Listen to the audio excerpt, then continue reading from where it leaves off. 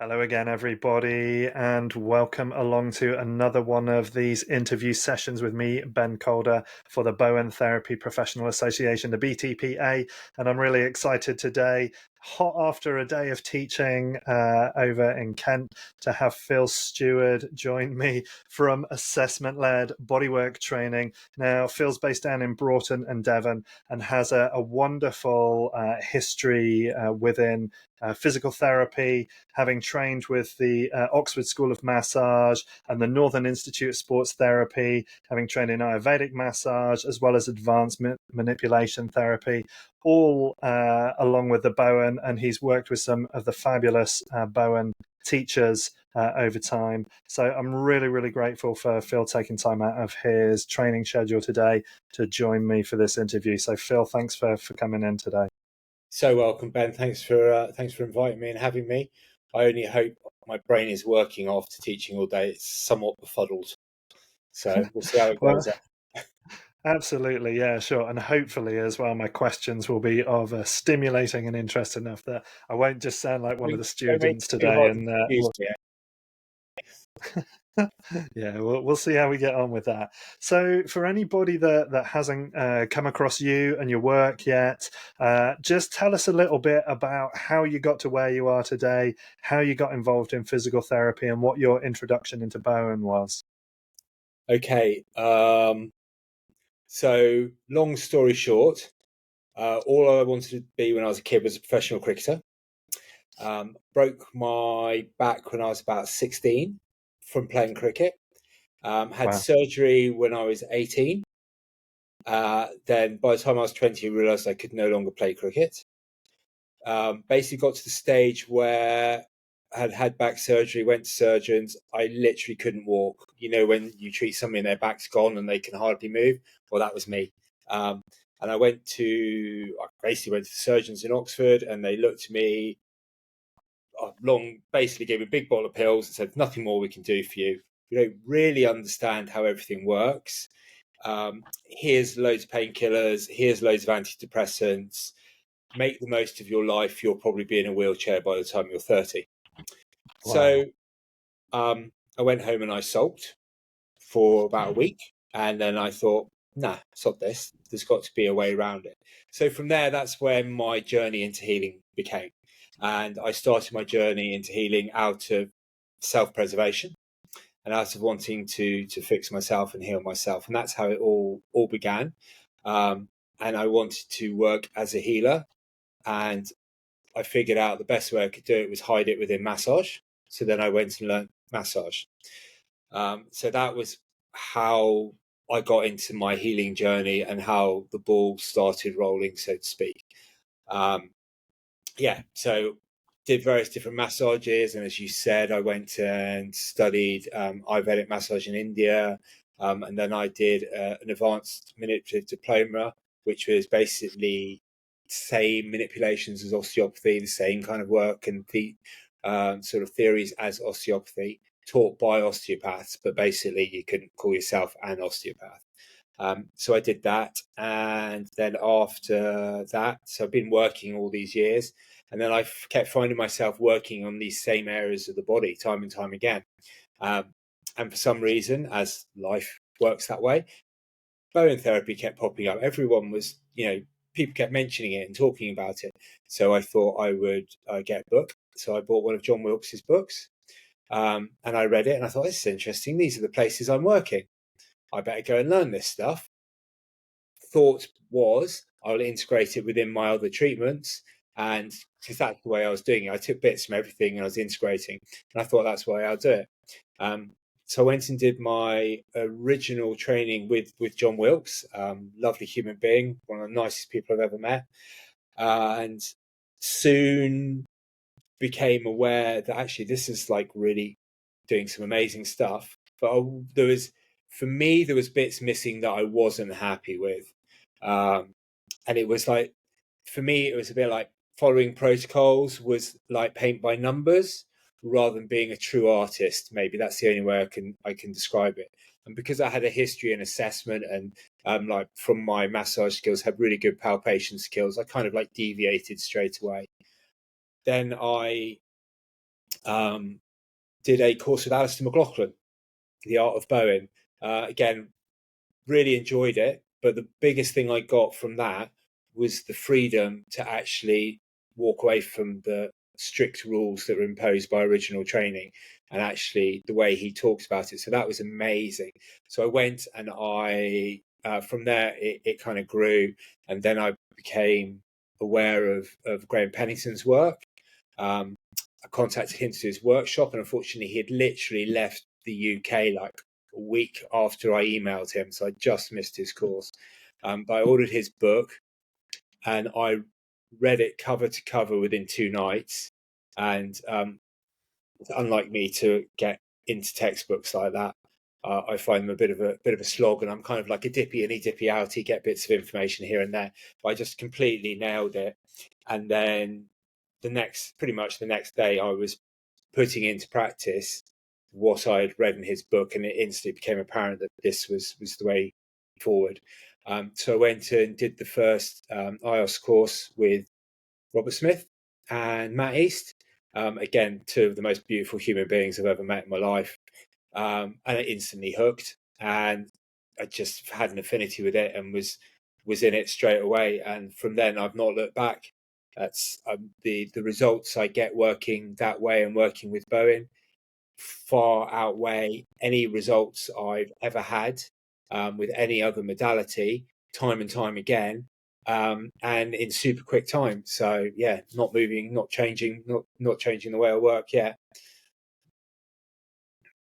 Yeah, brilliant. Thank you. And who would have ever thought that cricket was such a hardcore contact sport as well?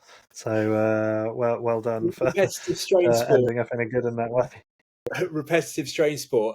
If I was a fast bowler, and if you can imagine Yeah. the loads that a fast bowlers put on their spine with heavy impact in front leg and fast torque and rotation and torsion through the spine, yeah, basically multiple stress fractures in my spine.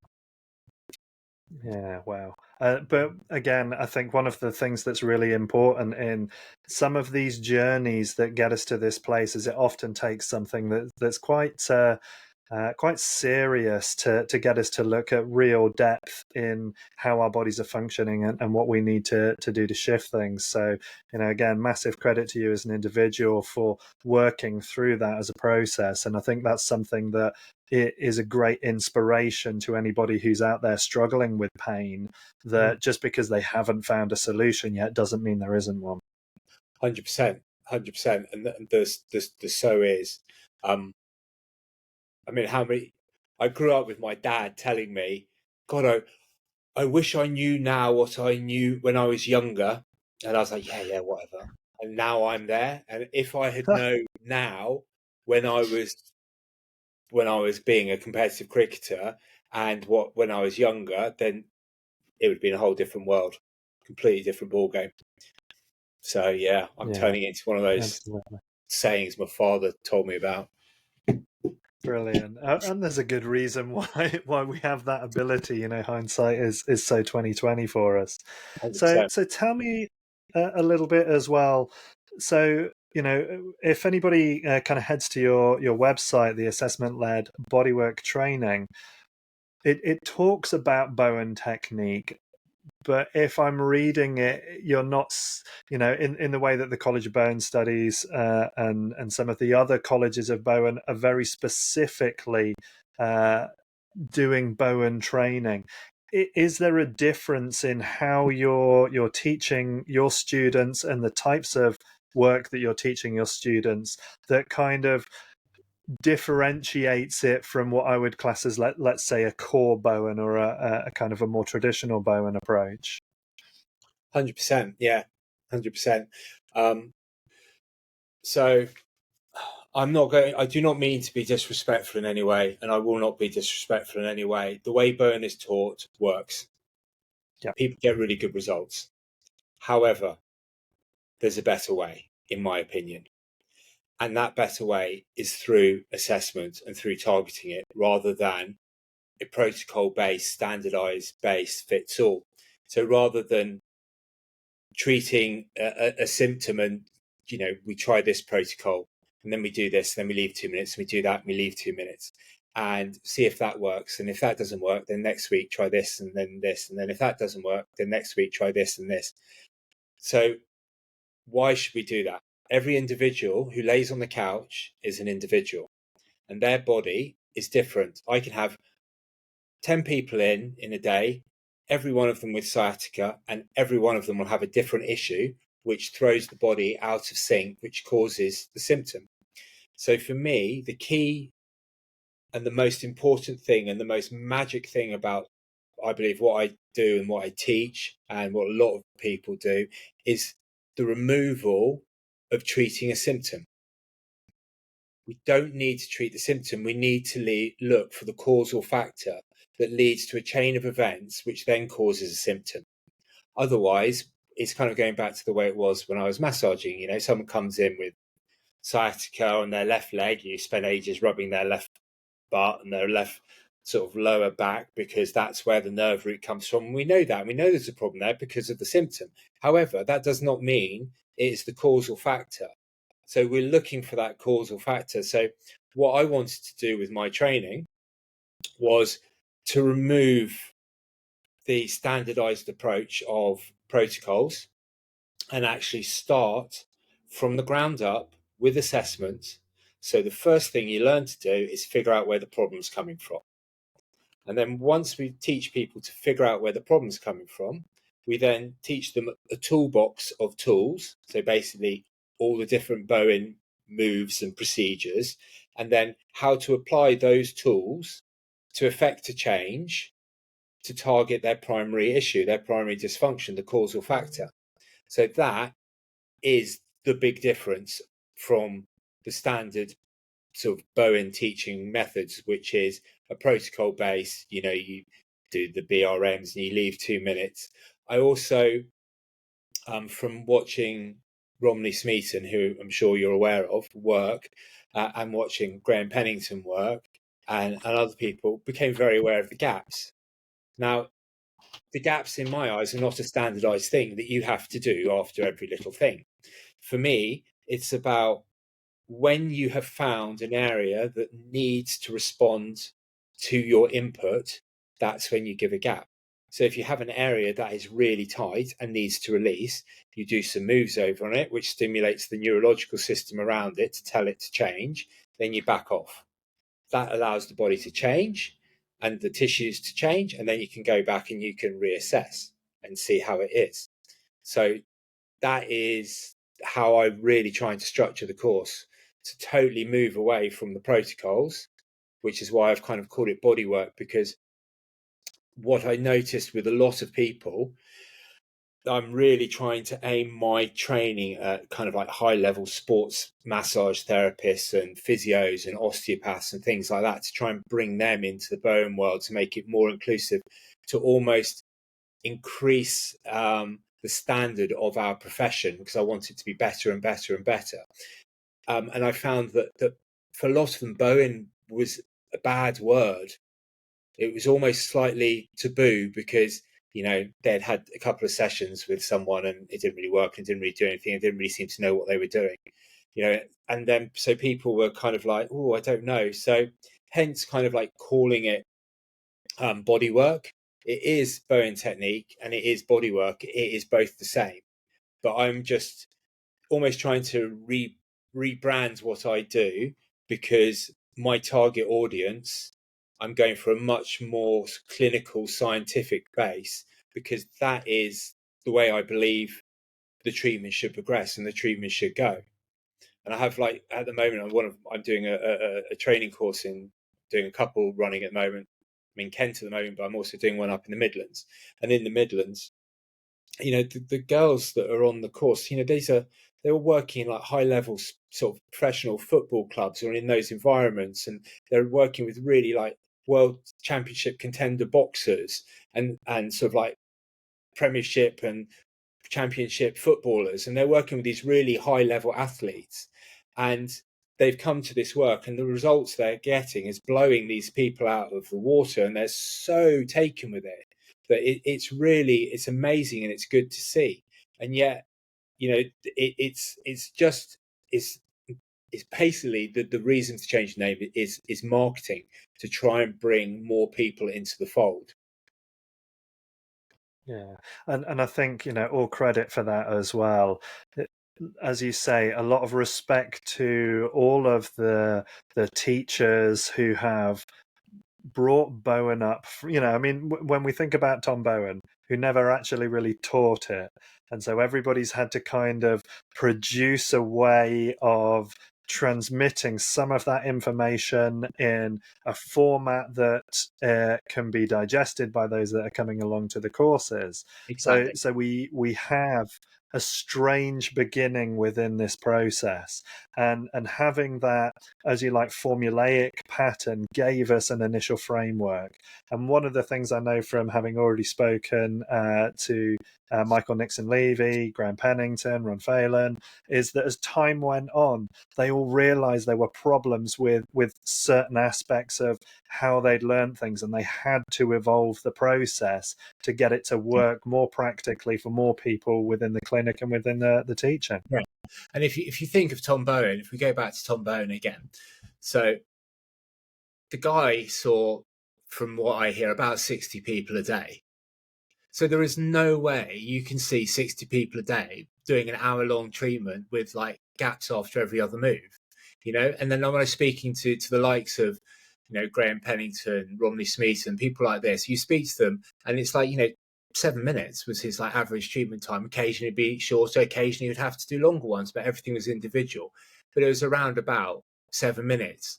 And basically, as you are probably aware, if somebody has a car accident and there are witnesses who watch it, yeah, and the police go around and they take witness statements, they'll get like 10 completely different accounts of what has happened.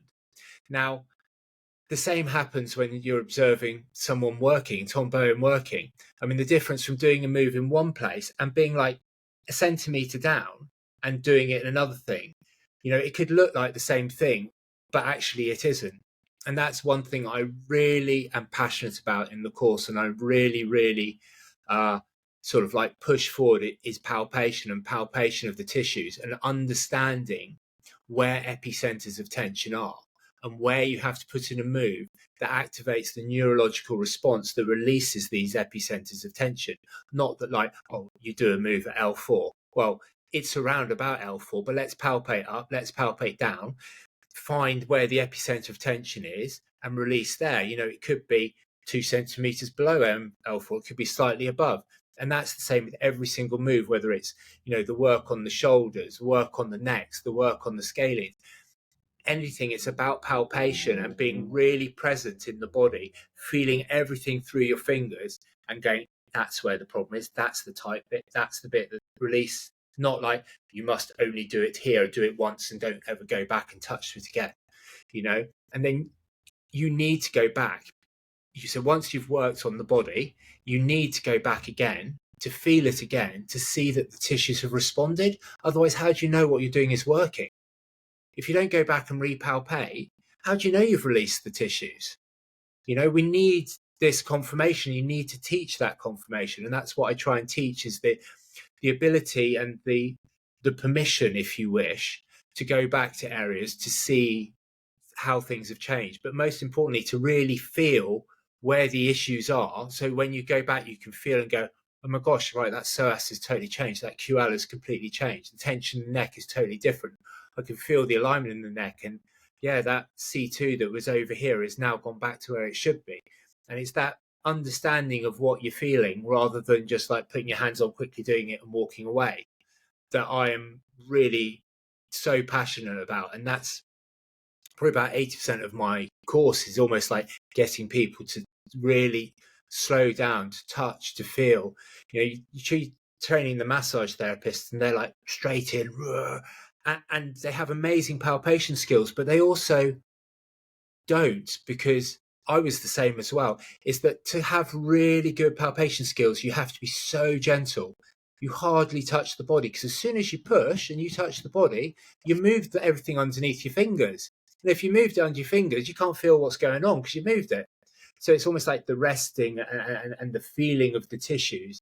And I'm getting a bit excited now, which is slightly worrying. But I'm so passionate about it, and I love to feel the way bodies are and the way the bodies change. It blows me away, and it's amazing how one little simple move and one little simple activation of a nerve in the correct place just has this cascade effect that runs all the way through the body and can completely change so much.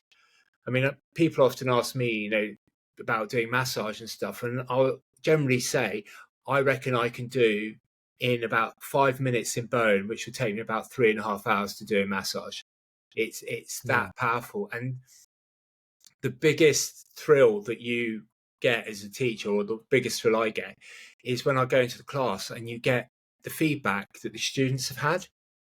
Because Mm. I love fixing people. It's just like, my clinic's really busy. I get really good results, and, you really love it. But that doesn't actually compare. And I never thought that would be a thing, but it doesn't compare to when, Jerry, who's on my course, comes in and says, "Oh, Phil, I treated this person I've been treating for 15 years. I gave them one session, and oh my God, it's completely changed them. They're different people." And it's wonderful to hear these stories and these feedbacks. And I truly think that is absolutely phenomenal therapy, and it should be bigger than it is. And that is a Yeah. real issue. And there's a real issue, and I'm not sure why, but it's now become my passion and my mission to get it out there to as many people as possible, and to really try and get it into those sort of away from like maybe the normal Bowen demographic that we have, and really try and push it into the more young, vibrant, sort of like sports injury massage professionals, the people who really want to fix people, because this works, and it Mm. blows a lot of modalities out of the water.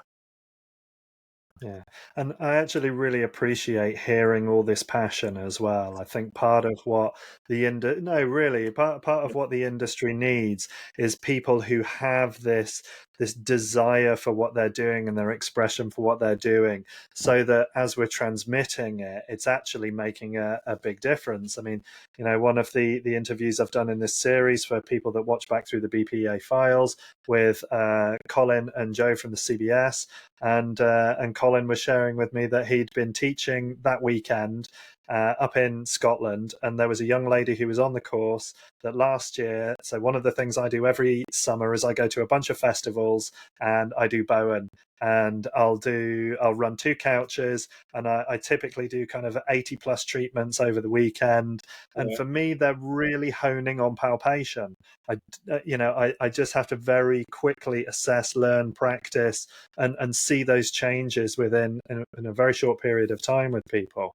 And this young lady had come and had a session with me last summer and had gone away from it so blown away that she wanted to go and train, and kind of Love that was the career basis for her to move forward. But and I think it's really important what you're saying as well about that sensitivity within palpation, and how with awareness as we go into that tissue, that we can change it just literally from putting hands on. And this is something I remember being taught, kind of 15 years ago or more, by Dr. Jimmy Scott, who's the founder of health kinesiology, which was the one of the first modalities I started working with. And in some of his body bioenergetics work, that literally just placing a hand in an area, or finger pressure, and just lightly holding that there, sometimes not even moving, was enough to create systemic changes within a system. So I think Yeah. it's really important that we're actually talking about that responsiveness of a body, and learning to be sensitive to the changes that are being made there. Mm. Yeah. No. So tell me, yeah, go on. No. Keep going. So yeah, so I was going to say as well. So obviously you're seeing. I'm guessing that you're also seeing students who have not done body work before, as well as those who have trained in other modalities of body work and are coming to you to kind of develop that. So what do you find is the hardest concept for them to grasp? What's the thing that you find that you have to really drill down into and repeat for people so that they understand it? That's a really good question. I think the hardest thing I have to deal with is other Bowen practitioners who come on the course. Tell me more. Honestly, just totally and utterly stifled by dogma, stigma, rules. Can't do that. Haven't done that. Completely. Oh, what do you mean you want to do the coccyx and the TMJ in one treatment? You can't do that. The head will explode. You know, that is the hardest thing. Is I've actually had quite a few bone therapists who I've never marketed it to bone therapists once, because I kind of think that if you're a bone therapist, you can go and do IOS with Robert and Matt, and you're going to learn the assessment stuff, and you're going to learn the way that I teach. And you don't have to basically pay for a 10-day diploma course. You can do that in a weekend. But what a lot of them have done is they've come because basically it's lacking in palpation skills and the precision of the moves, and I think that being super precise with the moves is so important. Having the palpation skills is so important.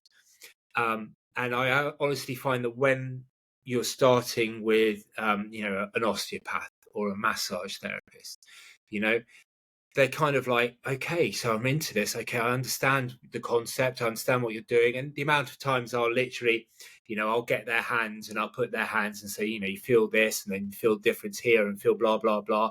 And then we do the move like this. You feel how it moves and how it rolls. Okay.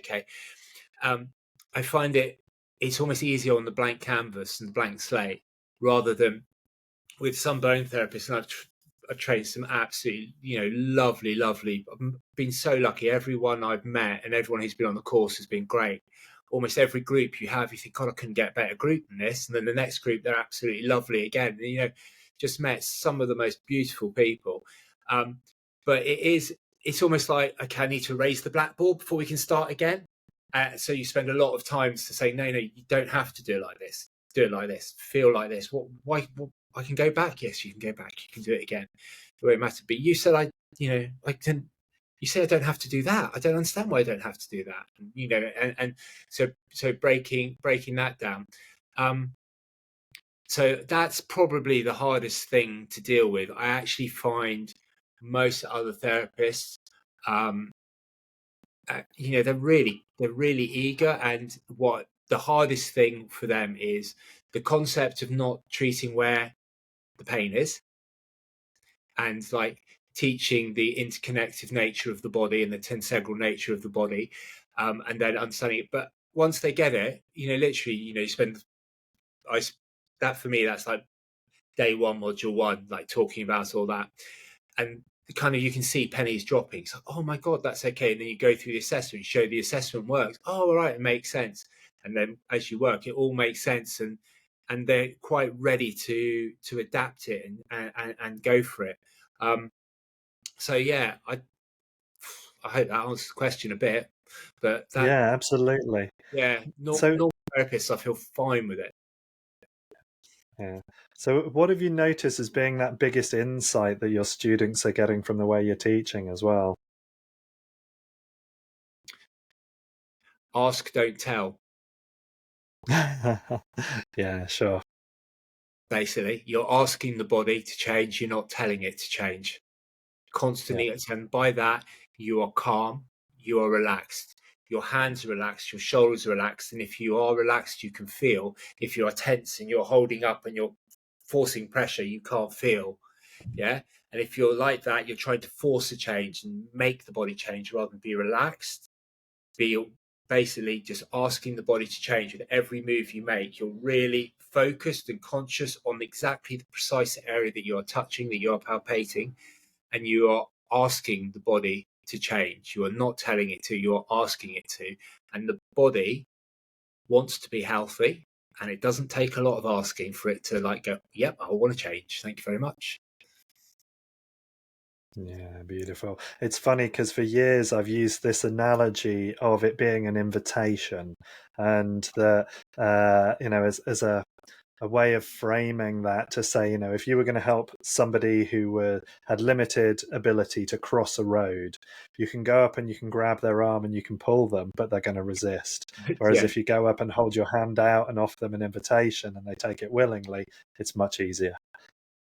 perfect, I beautiful. think for me that's a lot of what Bowen is. It's about having a sense of presence as well within ourselves, and it's one of the reasons why for myself, my qigong practice is a real key part of what helps me to be a good practitioner, because it allows me to be much more aware of me and understand how my posture is affecting me, how my breath is affecting me, so all of these aspects that I can then regulate and change, that because you're then entering into relationship with the person that you're working with, you're much more likely to have a healthy relationship with them, and therefore the outcomes are likely to be better. Yeah, yeah. And for a sort of like a high intent, sort of a high quality sort of sporting metaphor, you hear about the one percenters, and basically for me, the way I train and the way I practice is all about the one percenters. Is I will Mm. go to an area and I won't do a move. I just let my hands be there, move around a little bit, find where take my time before I do the move. Mm. That makes so everything is slowed down, and I'm making sure that I am. It's almost like you hone in on the target area, and then you have to find the bullseye in Mm-hmm. every single move that you do, whether it's in any move on the body, any input you're putting on the body. You want it to be as precise as possible, and the more precise it is, and the more targeted it is, the more effect it has.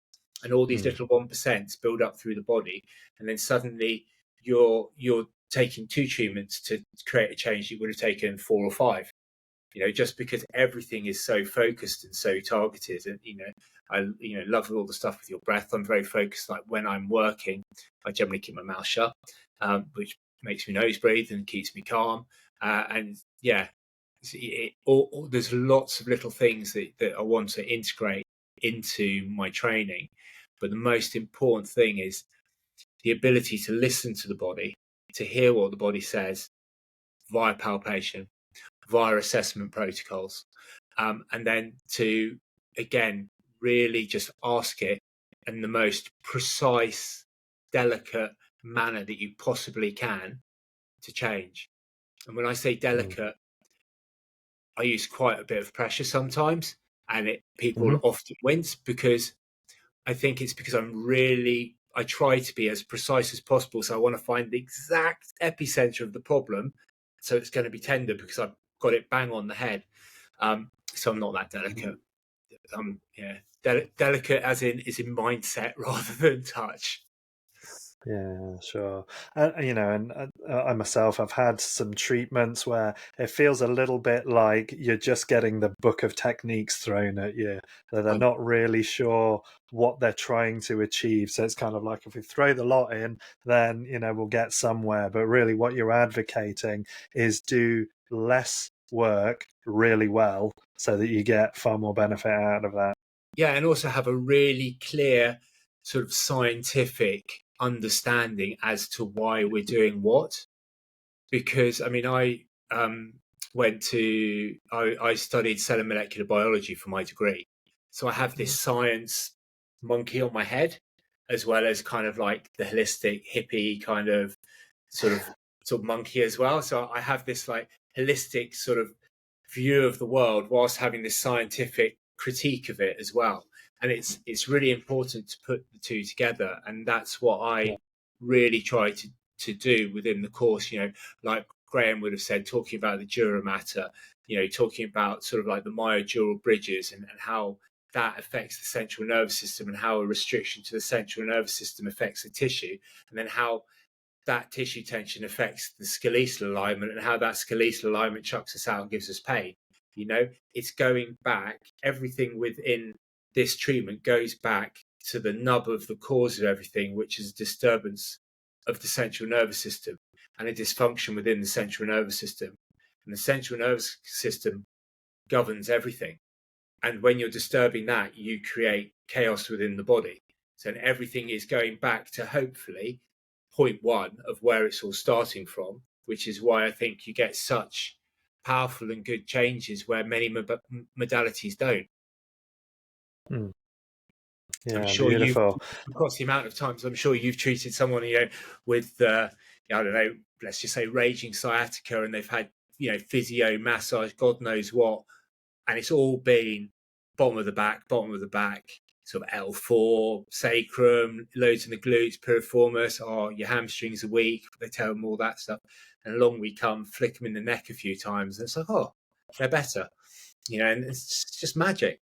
It's magic. If you know where to Yeah. look, it's so much easier. Yeah, yeah. I mean, I love the fact that you have that biochemistry aspect in there as well. One of the things that I've found invaluable over my years is within the kinesiology.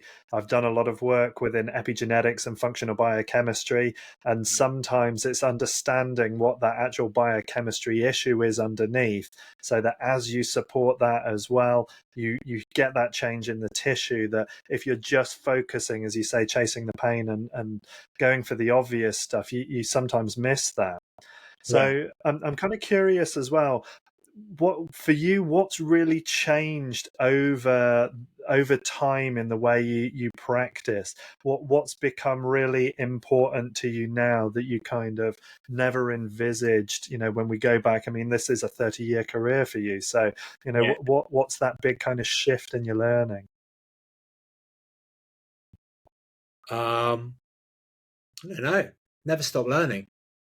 I think that's the really Yeah. important thing. Never stop learning. Every patient, every client that lies on the table generally teaches me a lesson. I don't really Yeah. have a day in clinic when I don't pick up something new and learn something new. I mean, I'm working on some new stuff at the moment, which I've been working on, and it's completely blown me away and knocked my socks off of like how I can sort of change tension within the sort of central nervous system, but particularly within tension of spinal segments, and just working on individual spinal segments. And I demonstrated it in my last course, and to see and feel the change of the tissues in people just with this new work I've kind of added in is just completely knocked my socks off. And so this is something that I'm in the process of learning. I'm in the process of experimenting. I'm in the process of discovering myself. And I think it's really important that people aren't shut off, because I can put my hand on my heart and from the bottom of my heart tell you that when I was a massage therapist, I knew what I was doing and I didn't need anyone else to tell me. And that was it. And I was bloody good at what I did. And I was a good massage therapist. I was fully booked for like 6-7 months in advance, flat out all the time. And now I look back and I'm like, God, you were only scratching the surface, and I think to have the willingness and the ability to listen to others, to learn from everybody you meet. I mean, I've been lucky enough to come across some amazing people in my life and some wonderful sort of teachers and mentors. And I'm going to mention Graham Pennington, because without him I wouldn't be here. Going to his place in Australia, he welcomed me so much, and he just like by watching him work. I'd already done a couple of courses with him, but watching him work, seeing him in his clinic, or just like sitting in his house having a glass of wine and chatting about stuff, just like completely opened my eyes. And then he was the one who poked the bear and said, look, you've got to go and sort of teach this. But having people like that and just having, what I've noticed is a lot of people are very blinkered and they believe what they do is best and that's it, which is lovely, but it's also self-limiting. Sometimes you need to take the blinkers off. Like if I could talk about when I went and did the advanced manipulative therapy course. So it was a 2-year course. It was bloody hard work. It was incredible detail. It was one of the finest courses I ever did, and it taught me I didn't want to do it. Sure. Yeah, Yeah. I came out of And it, and sometimes you need that. exactly, I learned all this stuff, and it was amazing. And that knowledge is still there, and it still helps me to the day. But I also discovered that I didn't want to do that, and I didn't want to work that way. So sometimes you have to kind of go one way to realize you need to go another way. And And that's the thing that I suppose is the trickiest thing within the marketing of the course to sort of sports massage therapists is they're like, what? But you hardly touch anyone. How are you going to make the difference? No, you need to get in there. You need to really work the hamstrings. You need to really do this. You just do that. I mean, that's not going to do anything until they actually have a good treatment, or until they have experienced it, and then when they try it and they see the results, then they absolutely blown away, and they go, oh my god, I've been working so hard for so long, and all I have to do is do a few little flicks in the right place and I'm good. Yeah, no, I love it. I mean, I can remember back, I've been in professional practice for over 21 years now, and I can remember back at maybe about 2-3 years in thinking, wow, I know so much. There's so much I can do. And these days, I'm completely the opposite. It's kind of like, there's so much I don't know, and there's so many more layers that we could look at and things we could bring in. It's always fascinating. And I think it's really, I mean, it's really important to evolve and grow as a person and as a human being and as a practice, which I think is what, I really commend you for what you're doing now. Is Bowen is fractured and splintered with politics and nonsense, and to have these wonderful talks you're doing with all the different people from different schools, and try and sort of amalgamate them into one. It's so good, because we need to be together and we need to try and take this forward, but we need to grow. We have to understand that what was, and if you look at the evolution of bone therapy, so most of it comes from obviously the observations of Ozzy, and then you have to think Ozzy observed from here to here, and then like Romney was quite a few years later watching him, and what was the difference in Tom's work over those sort of like 10 years? How much it had changed? I bet you it changed loads. So the thing is, we don't know. And then people like Graham Pennington come along and add their insights. The Ron Phelans, Alistair McLaughlin's, there's all these amazing people like Milton Albrecht, all these wonderful therapists come along, and they add their little twists to it, and we should allow it to grow. We shouldn't go, no, that's not the way it was, because that's what was. This is now. Let's just grow and let things progress and change and evolve, maybe of evolution. Ross Emmett, here's the other one I was thinking of. All these little people, these are huge, amazing therapists, and we shouldn't remove their input into what is an amazing, amazing treatment. Because if Tom Bowen lived forever and he hadn't died, I bet his treatment now would be completely different to what it was when Ozzy Wrench was watching him. And we need to move away from this stigma that no, that's the way it was because that's the way Mr. Bowen did it. What he left us was an amazing legacy, and cannot thank him enough. But he learnt it from someone. He learnt it from Ernie Saunders, and it could have been sort of he went and learnt it from there, and then he progressed and he made it his. So he basically took something and made it better, and then other people have now taken that and hopefully made it better. I don't know. That's just the way I see it. Well, I think it's the way to go. And, for the last nearly 15 years now, I've been working with a philosophical model called Integral, which works in an amazing way. But there's a couple of really interesting parts of it. The first is we see everything as what we call holons, which is whole parts, which means that everything is complete within itself, but it's partial to a greater whole. So, and one of the guy who developed it, Ken Wilber, one of the things that he always says is nothing is 100% wrong. There's value in everything if we know where it's to be applied. And we recognize what we class as developmental levels within there.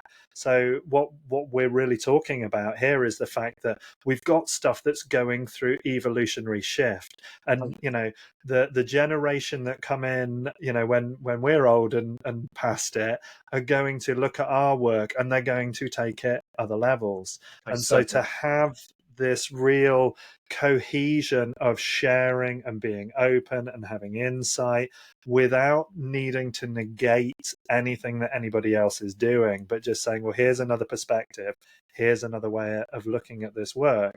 And that in itself then contributes to the whole corpus of what we're doing within bodywork, within physical therapy. And that includes people from chiropractic, osteopathic, physiotherapy, from all these other disciplines, positional release, however you want to look at them.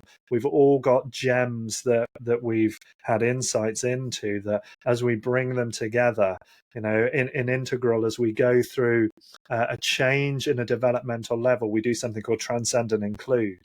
So we transcend the limitations of a previous level while including all of the value from the previous level. So it's never a total binning of everything that comes before, but just which are the gold in there that we can then go forward and increase further as well. Yeah, love it. Like separating the wheat from the chaff. This is the little nuggets we've learned, and this is the stuff we don't need anymore. Yeah. Yeah. I So always, what do you wish? Sorry, go on. no. I just about to say my, because obviously I have the clinic I have is multidiscipline. So like I've got an amazing physio in there, some really good sports massage therapists, and some really good sort of like intuitive therapists and acupuncturists. And I always think is like people always phone up and go, oh, my back hurts. What do I need? I mean, how can you answer that? I mean, it's like, all different ways to skin a cat. So my analogy is a bit like it is a spider's web, whereas the middle of the spider's web is the goal of good health. But the way we can get there, if you trace your roots, you can go all over the place. And there's different paths to get to that place, and sometimes you need little bits of different things, and sometimes one will go straight into the middle and sort it out. So, yeah. Yeah. And is there anything that you wish you'd been taught when you started on this journey that's become fundamental to the way you work now?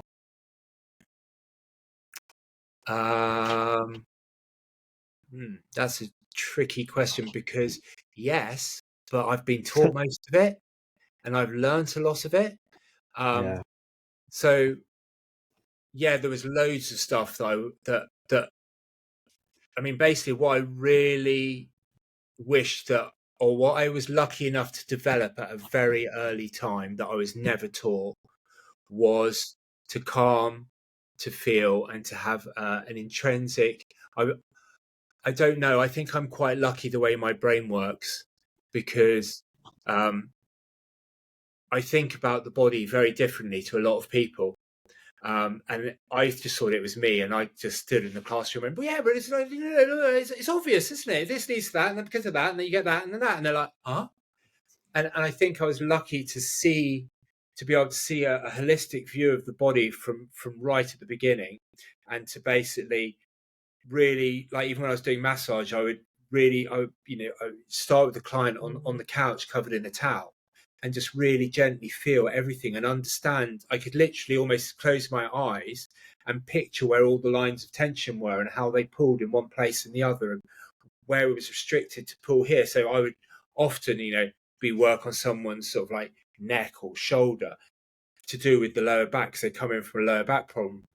And I think I was lucky, or maybe it was just a gift or a sort of intuitive understanding of that. But I do wish I was just taught just to shut my eyes and to feel. I mean, and that's what I really try and get people to do, is to shut their eyes and to feel and to delicately touch, and to touch with a whole hand, not poke with fingers. A lot of people, they palpate, they're like this, what's going on? But the reality is you need a whole applicator. If you put a big surface area, you can feel what's going on under your hand. If you put a little surface area, you can only feel what's going on under a finger.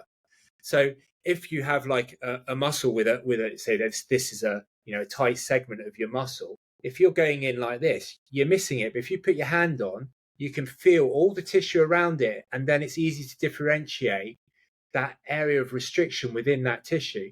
So it's that real gentle touch all over the body, and just feeling almost the muscles pushing back against you, not you pushing into the muscles, because you don't want to disturb what you want to feel, because if you disturb, you're interfering. If you're interfering, you can't feel.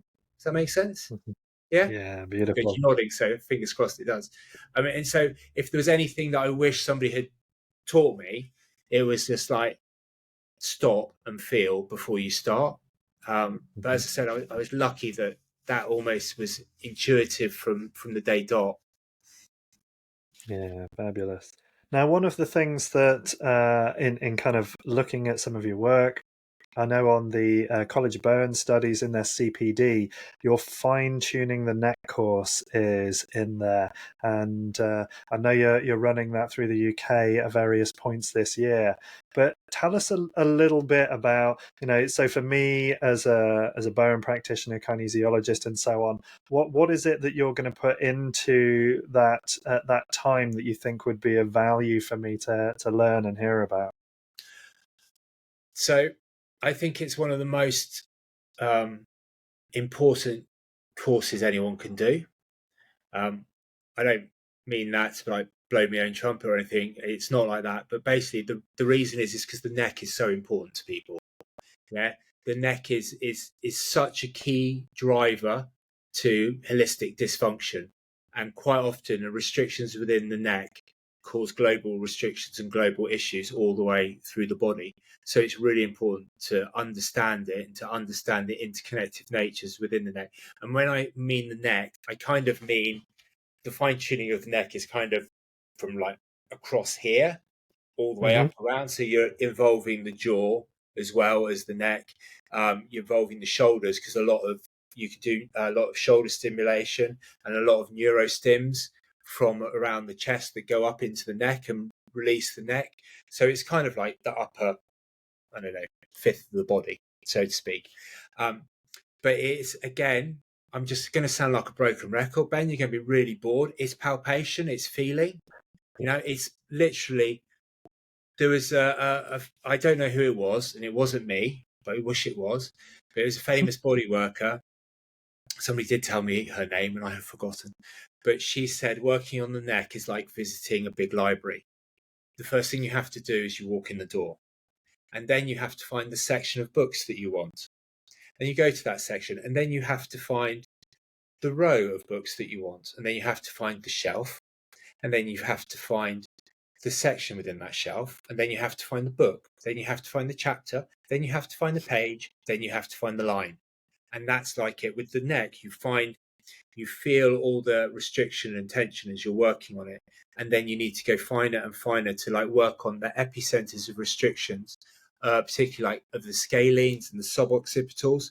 I mean, the suboccipitals muscles are so important, and they need more than just a couple of little moves at the beginning of the neck Mm. procedure. They need more than that. Yeah, and they demand more than that, particularly if there's dysfunction. But again, a lot of people just do the moves. They don't have, oh, that's dysfunctional and that's not. One thing I wish I was taught with in Bowen, actually, going back to your last question, is that when you did a bad move, it wasn't because you're a bad therapist, which nobody ever told me. It's like you do a move and you get a nice twang. Okay. Mhm. Oh God, and then like you do it, and one person, next person, you can't do it. It's like, oh my God, what am I doing wrong? You're doing nothing wrong. What it is the tissue is dysfunctional. There's something wrong with Yeah. the tissue, so you can't get a good move. And why did nobody tell me that? Yeah, nobody said, well, actually, it doesn't feel good because it's not good, and you need to work on it more. That was one thing I wish I'd been taught actually. But the same, like going to the neck and really understanding where is dysfunctional and where you have to put the input in to get it to change. Sit back, let it change. We give it input and then we give it time and space to let it change, and then we go back and we do more. But for me, it's very precise palpation along the scalenes to release very precise areas of the scalenes to look at the pterygoids and their relationship with, because I believe that the jaw work should be much more pterygoid based and not joint capsule based, and to Mhm. look at the relationship with that and like the sternocleidomastoids, because there's like relationships, and if you could work on a really sort of like hypertonic sternocleidomastoid for ages and not get a release, because actually the primary driver could be the the pterygoid on the other side. So it's looking at that. It's working on those little restrictions within the scalenes that causes subluxations within the spinal column. It's then looking at the shoulders and how the shoulder stabilization. So the the Robert Myers anatomy trains. So if you Mm-hmm. think of those, like the anatomy train that goes up your arm, wraps around your back and your front, and goes up into your neck. Yeah. So you can actually do a lot of work on the shoulder that helps release this tissue into the neck. And then there's other neurostims you can do on your back and on here to work on like subclavicular nerves, which then go up and they go up through the brachial plexus up into like C2, C3, and you can release the neck through working on these areas. So it's just like a really key thing, and it's something that any bone therapist can incorporate into their work. But the most important thing is, and the feedback I get constantly, is that it's completely changed everyone's practice, not because of what it is and it's great, but just because I'm just saying stop and feel. And we're going back to the palpation argument all over again. And I do think that's one thing that it's really, really hard to teach. So maybe that's why it's not taught so much. You know, it's bloody hard to sit there and to teach people to really feel. And yeah, it's so rewarding, and to see like people's light bulb moments when they stop, oh my God, that's it. And I often say it's like a radio. Well, obviously radios when we were kids, not these days when they're dabs. But you know, Sure, you know when you had to turn the dial to tune in. yeah. And then you get it. And it's like that. It's like, you know, you don't really know what you're feeling. And then once you felt it, you've tuned into it and you know what to feel. And then it's easier to feel next time, and so on and so on. Yeah. So the more you do it, the more you palpate and the more you feel and the more you understand what you feel, the more you recognize it. And then the more you recognize it, the easier it is to find it. And then before you know it, you know, you put your hands, you know, I'm getting quite good now. Still not up to the level of a lot of therapists, but I'm getting there. And for me, like I can pretty much do a whole body in less than 10 minutes. You know, not a problem at all. And to feel and palpate is super easy, but it wasn't. And like I've got a guy on my course who he says repetition is the mother of mastery. Mm-hmm. And if anything that really rings true, it's in Bowen. It's just like feeling, doing it over and over again. And anything in life that you're any good at one time you were rubbish at it. Yes, Yeah. maybe with your qigong or Fred's golf. You know, when he started playing golf, he was hacking the ball here, there, and everywhere. And 10 years later, he's booming it down the middle of the fairway. You know, it's sometimes we have to start again to get better. Yeah, no, I totally agree. And I think we should probably just put a little note in here for the millennials that there used to be this thing called a radio dial that you had to manually adjust to find exactly the right signal. And, you know, if you moved or you knocked anything, you had to do it again. There wasn't any of this auto search digital stuff, you know, back when we were lads. So, yeah, and I mean, called the radio. Yeah, sure. The charts on the Sunday nights and stuff like that. Yeah. I mean, I love the way you're talking about the neck in this, and you know, like you, I've moved away from working joint capsules down to pterygoids, and just those relationships within the neck. That there's so much richness in there, but again, it just takes that time, and I don't think it's anything that you can ever truly convey the value in time. And you know, and I said this with Michael Nixon Livy and with Graham Pennington, that just by the time you've done 10,000 hours, 20,000 hours of palpation and touch and work with bodies, what you're receiving as information through your hands, you just can't even, you couldn't even have conceived of that when you first began. And developing those skills over time is really really tricky. And I'm kind of I'm intrigued as well, because you were talking earlier about kind of that biochemistry, the importance of the scientific side of it, and obviously Graham Pennington's work has been a big influence in how you're working. And obviously Graham's really and he's obviously really interested in the acupuncture side of things as well. So what do you see as that relationship into the meridians, the acupuncture side of things? How does that figure within your work? I would say in a very rudimentary way compared to like Penno, who has such a deep and thorough understanding of it. Mine is much more. It's it's just enough knowledge to be dangerous, really. So I look at I understand it. I know it's there. There are certain aspects that I get, and there's certain aspects that I don't get.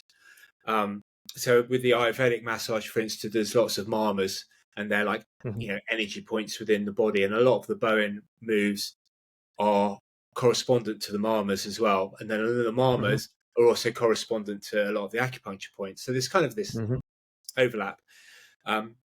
I definitely use the kidney work a lot to manipulate the chi from the seat of the kidneys where the chi is held.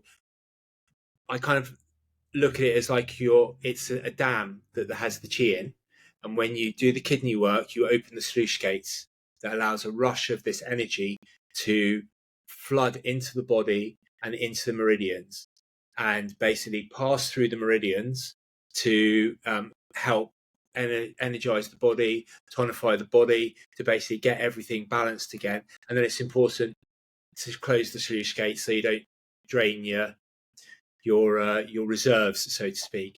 I also know that like the psoas work is really important with the Chong meridian, which again really important with sort of digestive work and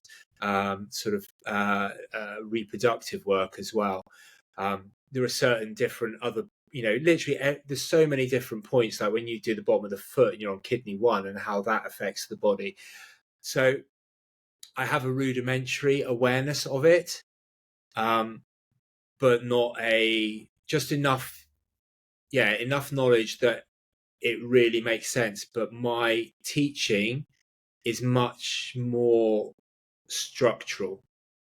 So more, I do involve that into an aspect, but it's much more of a structural base of like a musculoskeletal functional base. The work I'm developing at the moment is a lot of work up the spinal cord, and basically feeling and activating the flow of the cerebral spinal fluid, so it almost feels like a wave going up and down the spinal cord, and that I know that obviously corresponds with the governing meridian, and that the governing vessel, and that's so the vessels within in Chinese medicine, they call the vessels, they're like estuaries full of chi, so great big channels full of chi. And yet like kidney meridians and all your meridians that we have usually have your acupuncture on and stuff, and what people are more aware of, they're more like little tributaries, so they have less in. So basically when you're working on these big vessels, you're actually creating a really big change. And what I've noted is that thanks, Phil. Listening to Jimmy Carr just recently said it's really important we all have imposter syndrome. So it's good that there's a part of you that has that humility. I love that as well. But we'll talk about that another day. But thank you to everyone who's given their time and attention to listening in to myself, Ben Calder, and Phil Steward here for the BTPA today. And if you want to learn more, please do go and check out all our websites. All the links will be in the video description below. And look after yourself, stay healthy, and thanks for your time and attention. You can find areas of the spine that don't want to move. And after I've done my treatment and I have achieved symmetry, and I know the dural restrictions have been resolved, then I can go up and down the spine, and I can introduce little sort of impulses through different areas of the spine, and you can literally feel it move under my hands, and you can feel those it's like it doesn't want to move, it doesn't want to move, it doesn't want to move, and then it goes. And then as it goes, that restriction under that area, so it just dissipates, and you can feel the restriction in the spine going. The spine starts moving as they breathe, and it's fascinating. I love it. And to actually feel the way that the tensions in people's necks change, the tensions in people's sacrums, lower backs just completely melt. It's kind of like a little add-on to the treatment, but I think it's something that I'm definitely going to work on and look to, hopefully sort of share with people, because we started messing around with it in the course in Coventry, and we got like everyone doing it, and everyone was like, oh my God, I can't believe this. You can feel it. So there was like a little bit of like, because I was like, well, you know, I'm working on it. I don't know if I want to tell anyone about it. You know, I haven't quite sorted it out myself. But then, to be perfectly honest, the people in the course at Coventry just literally pulled it out of me. I didn't have a choice. And yeah, things happen for a reason, I suppose.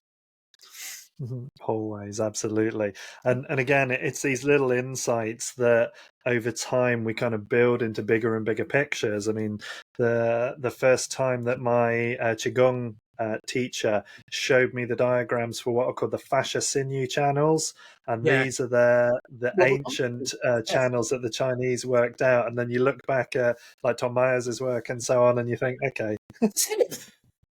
Pretty much identical, yeah. isn't it? Yeah. Yeah, it's beautiful stuff. Yeah. But then again, it's understanding how we can use distal points to affect, the body in so many different ways. It's always really good stuff.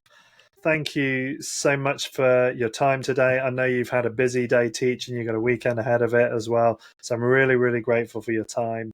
Now, for anybody that wants to learn more about Phil's work, you can go to his website on assessment led bodywork training. And that website is ALBT, all lowercase, .co.uk. And we'll put a link to that in the video description. And I know for one that even before you and I had talked today, your fine-tuning the neck had gone onto my CPD list of stuff that I will be attending in the future. So I'll really look forward to seeing you in person, Phil, and getting to feel those hands and learn from you. So thanks for a really fascinating discussion.